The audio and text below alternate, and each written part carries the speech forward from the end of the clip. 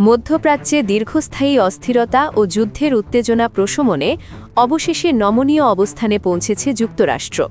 দীর্ঘদিনের সংঘাত ও পাল্টাপাল্টি হামলার পর পরিস্থিতির গুরুত্ব বিবেচনা করে ইরানের কাছে ১৫ দফার একটি গোপন শান্তি প্রস্তাব পাঠিয়েছে ট্রাম্প প্রশাসন।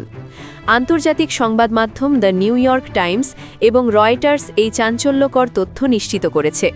সরাসরি নয়, বরং বন্ধুরাষ্ট্র পাকিস্তানের মাধ্যমে এই প্রস্তাব তেহরানের কাছে পৌঁছানো হয়েছে। এর আগে পাকিস্তান উভয় দেশের মধ্যে মধ্যস্থতা করার আগ্রহ প্রকাশ করেছিল।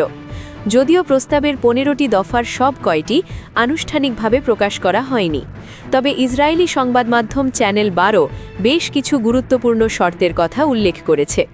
এই পরিকল্পনার সবচেয়ে আলোচিত শর্ত হল কৌশলগতভাবে অত্যন্ত গুরুত্বপূর্ণ হরমুজ প্রণালীকে মুক্ত সামুদ্রিক অঞ্চল হিসেবে ঘোষণা করতে হবে এবং সেখানে নৌ চলাচল সম্পূর্ণ স্বাভাবিক ও উন্মুক্ত রাখতে হবে। এর বিনিময়ে ইরানকে বিশাল এক সুযোগের প্রস্তাব দিয়েছে ওয়াশিংটন। যদি ইরান এই ১৫টি শর্ত মেনে নেয়, তবে দেশটির ওপর দীর্ঘ সময় ধরে আরোপিত সব ধরনের কঠোর অর্থনৈতিক নিষেধাজ্ঞা প্রত্যাহার করে নেবে যুক্তরাষ্ট্র। বিশ্লেষকরা মনে করছেন, মধ্যপ্রাচ্যে সরাসরি যুদ্ধে জড়িয়ে পড়ার ঝুঁকি এড়াতেই এই পদক্ষেপ। তবে ব্রিটিশ সংবাদ মাধ্যম বিবিসি জানিয়েছে, তারা এখনও এই সংক্রান্ত কোনো আনুষ্ঠানিক নথিপত্র দেখেনি এবং খবরের সত্যতা যাচাইয়ের চেষ্টা করছে। তেহরান বা ওয়াশিংটন এখনও পর্যন্ত এ নিয়ে কোনো আনুষ্ঠানিক প্রতিক্রিয়া জানায়নি। যদি এই চুক্তি সফল হয়, তবে তা বিশ্ব অর্থনীতি ও ভূ রাজনীতিতে বড় ধরনের পরিবর্তন আনবে বলে ধারণা করা হচ্ছে। যুদ্ধবন্ধে ইরানকে যুক্তরাষ্ট্রের ১৫ দফা প্রস্তাব দেওয়ার প্রেক্ষাপটে সামনে এলো ইরানের ৫ কঠিন শর্ত।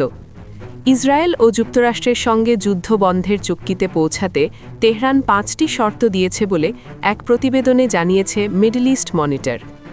ইসরায়েলি সংবাদ মাধ্যম চ্যানেল 12-এর বরাতে ওই প্রতিবেদনে বলা হয়েছে, মার্কিন প্রেসিডেন্ট ডোনাল্ড ট্রাম্পের ঘোষিত পরোক্ষ আলোচনার অংশ হিসেবে এই সংঘাত নিরসনে ইরান কিছু কঠোর আনুষ্ঠানিক দাবি তুলে ধরেছে।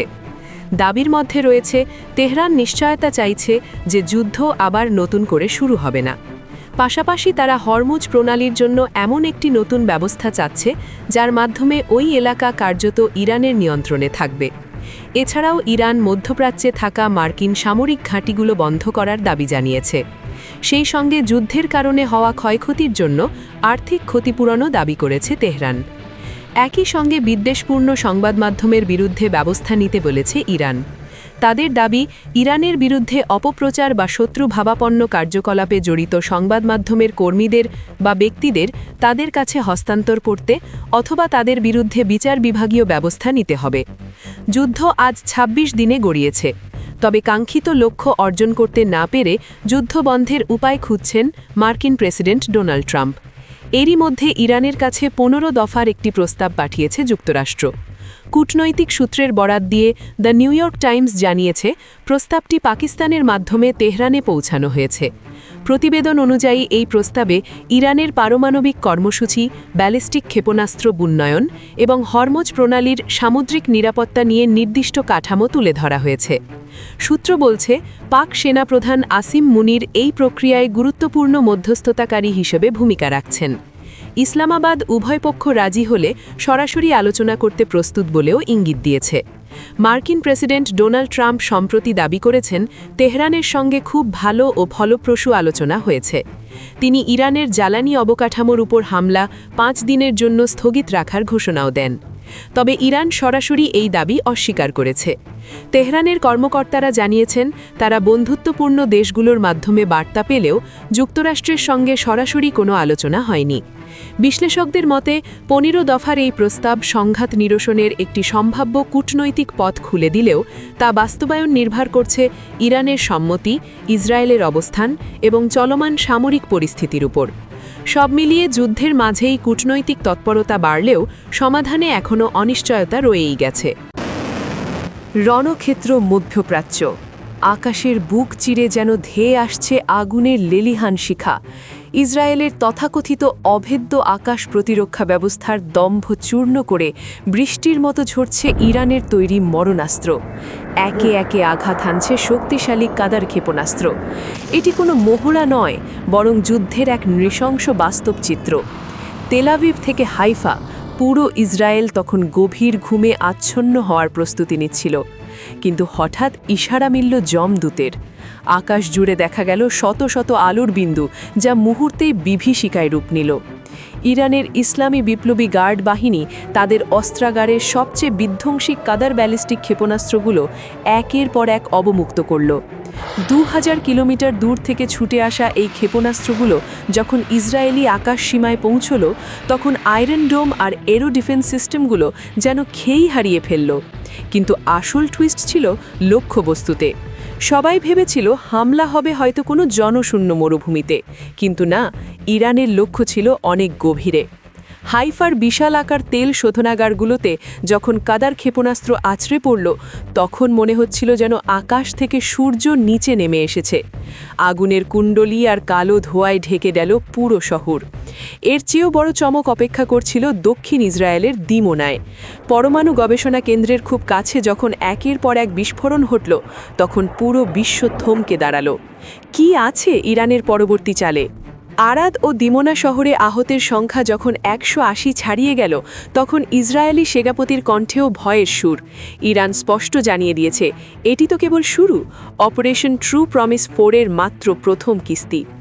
তেলাভিভের ব্যস্ত রাস্তায় যখন ক্লাস্টার ওয়ারহেড বিস্ফোরিত হলো, তখন পরিষ্কার হয়ে গেল যে যুদ্ধের নিয়ম বদলে গেছে। এখন আর কেবল হুমকি নয়, ধ্বংসের নতুন এক মহাকাব্য লিখছে তেহরান। ইসরায়েলের আকাশে এখন আর চাঁদ তারা নয়, কেবল রাজত্ব করছে ইরানি ক্ষেপণাস্ত্রের রক্তিমা। পরবর্তী আঘাত কোথায়? সেই প্রশ্নের উত্তর এখন কেবল সময়ের হাতে।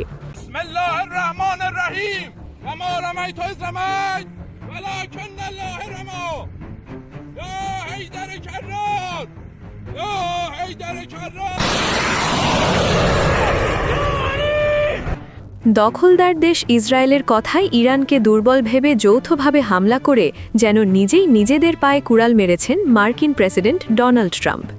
ভেবেছিলেন ইরানের সর্বোচ্চ নেতা আলী খামেনি সহ গুরুত্বপূর্ণ নেতাদের হত্যা করে সেখানে হামলা করতে থাকলেই বুঝি সহজেই মাথা নোয়াবে তারা। তবে ট্রাম্প নেতানিয়াহু বাহিনীকে গুড়িয়ে দিতে মুস্তফা খামেনি যে এভাবে মরণ কামড় দেবেন, তা বোধহয় কল্পনাও করেনি দখলদার দেশ দুটি। এমনকি ইসরায়েল পশ্চিমা বিশ্বের অন্যান্য দেশের সাহায্য চেয়ে তাদের হয়ে যুদ্ধ করার আহ্বান করলেও কোনো সাড়া দেয়নি তার বন্ধু দেশগুলো।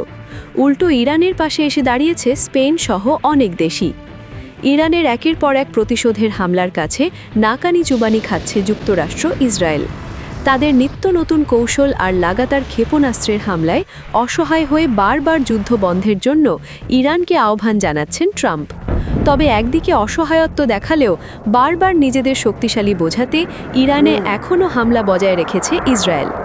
তবে যতই ইরানের ক্ষয়ক্ষতি বাড়াক না কেন, তাদের শক্তিশালী লাগাতার হামলার কাছে যুক্তরাষ্ট্র, ইসরায়েল একেবারে অসহায়।